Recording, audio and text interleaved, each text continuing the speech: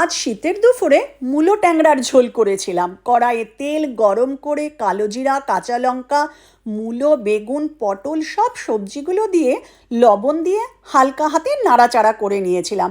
মাছগুলো আমি ভাজিনি। কাঁচা তেল, হলুদ, লঙ্কা, জিরা সব দিয়ে মাছটাকে খুব ভালো করে ম্যারিনেট করে রেখেছিলাম। কড়াইয়ে সবজিগুলো সাঁতলে নিয়ে আবার আরেকটু তেল দিয়ে ম্যারিনেট করা মাছগুলো এপিট ওপিট করে নিয়ে আরেকটু চাপা দিয়ে রেখেছিলাম যাতে এক পিঠ হয়ে যায়।